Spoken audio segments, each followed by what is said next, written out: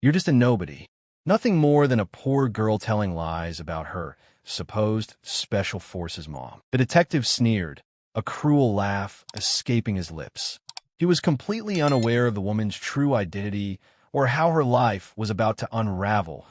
It all started that afternoon. A young woman with tear-filled eyes clutched a small bag of pastries. A gruff detective with a scruffy beard and a wrinkled suit had her pinned against a wall. "So, you're a thief, are you?" he said with a twisted smile. His voice echoed across the street, drawing the attention of curious onlookers. The young woman trembled, struggling to speak through sobs. "You're mistaken, officer. I didn't take anything. I have money, look." She opened her palm, revealing a few crumpled coins. The detective let out a raspy laugh that made others nearby chuckle. "Money? Sure. You probably stole it. All of you are the same." Her lips pressed into a thin line. In a faint whisper, she said, "You have the wrong person. My mom won't let you treat me like this. She's in the Special Forces." For a moment, silence lingered. Then the detective erupted in a booming laugh that shook his shoulders. "Your mom? Special Forces?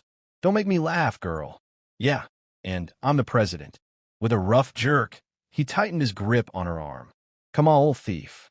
Stop lying." The girl struggled desperately. "Let me go. My mom is coming." "Then let her come," he spat, his face close to hers. "Let's see if your Special Forces mom even exists." His name was Detective Vance. He enjoyed the spectacle, his eyes glimmering with cruel pleasure. The girl's name was Amelia. Her braids were loose, her hands trembled around the pastry bag, and tears streamed freely down her cheeks. Vance dug his fingers deeper into her arm. "You know what I see in you," he hissed.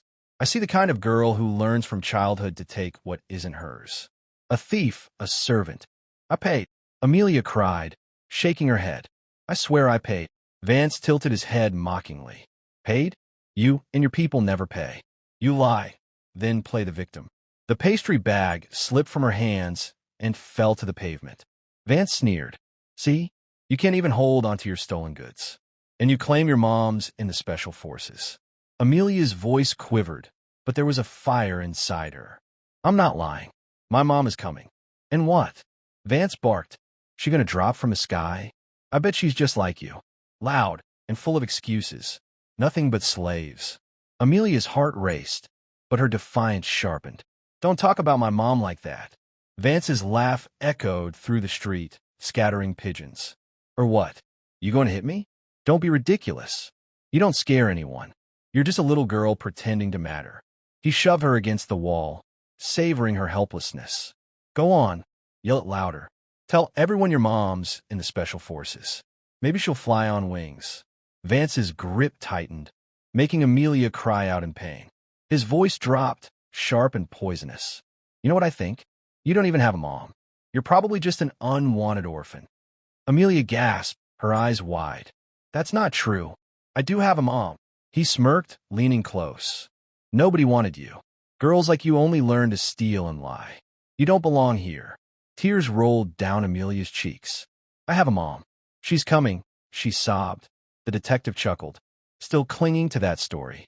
"Please, if you had a mom, she'd be here. Maybe she's in prison already, just like you'll be soon."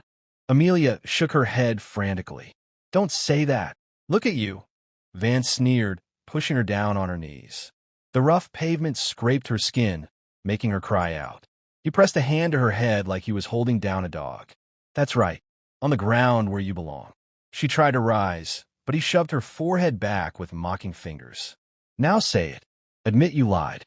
Admit your mom doesn't exist." Amelia's voice cracked, but she refused. "It's not a lie. My mom exists." Vance's laugh was harsh, cruel. "If she did, she'd be here. But she isn't. Because you're nothing but an orphan girl who makes up stories to feel important." "I paid," Amelia whispered, her voice trembling but firm. He crouched to her level, eyes full of sadistic amusement. "Confess you stole. Say it, and maybe I'll let you go." He tapped her forehead twice. "Go on, say it." Amelia's face was streaked with tears, but her fists clenched on the ground. "I didn't steal. I'm not a thief," she shouted, broken yet defiant. Vance threw his head back, laughing harder than ever. I love it, watching you deny it. Watching you tremble. That dignity won't last long.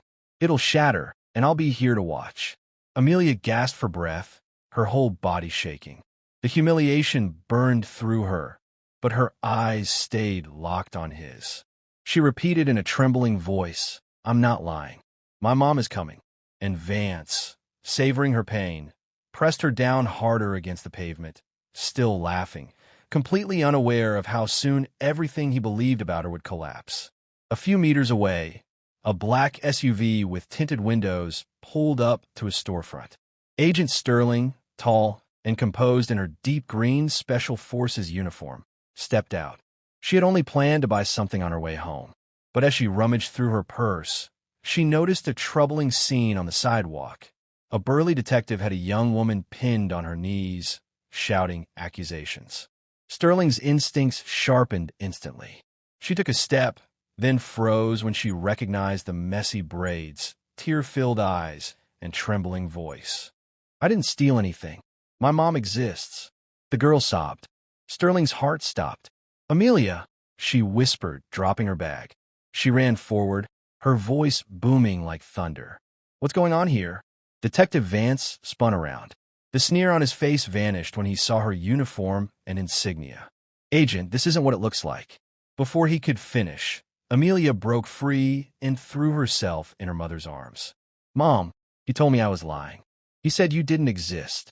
Sterling hugged her tightly, eyes locked on Vance with lethal calm. She placed Amelia behind her. Stay here, my love.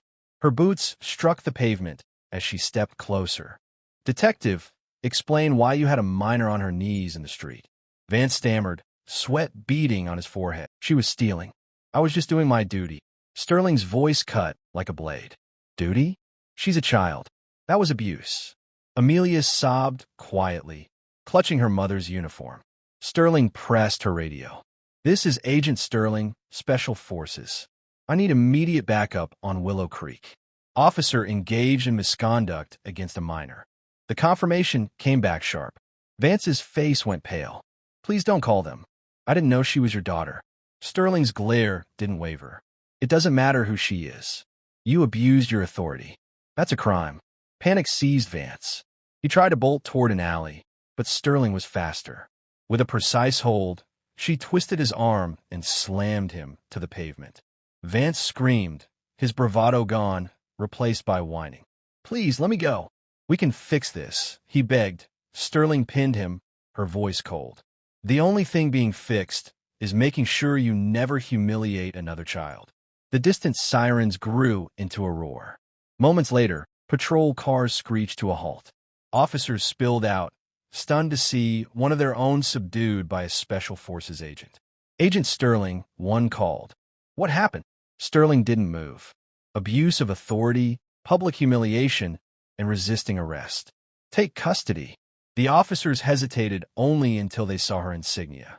Two stepped forward, cuffing Vance as he thrashed and babbled excuses. No, it wasn't like that. You'll ruin me, he cried, panic shaking his voice. A police captain pushed through the crowd. He looked from Sterling to Amelia, clinging at her side, then to Vance pinned on the ground. His face hardened. Vance, we've had reports before, the captain said gravely. This time there's no turning back. You're suspended, effective immediately. Vance's eyes widened. No, you can't. I'm the authority. The captain's voice was steel. You were a detective. Now you're dismissed for misconduct. The words shattered Vance. Cuffed, trembling, and stripped of his arrogance, he lowered his head. The patrol car door slammed shut behind him as the lights painted the street in red and blue. Around them, the silence broke into murmurs from witnesses. For the first time that day, Amelia felt no shame, no fear. She felt pride. Pride in herself and pride in her mother, who stood unshakable against injustice. Sterling leaned down, brushing her daughter's tear-streaked face. It's over, my love. Nobody will ever touch you like that again. Amelia hugged her tightly, her small arms clinging with all the strength she had. Together, they watched the car carrying Vance disappear into the night. The man who had mocked and humiliated her was gone. His career shattered. What began with pain ended with justice.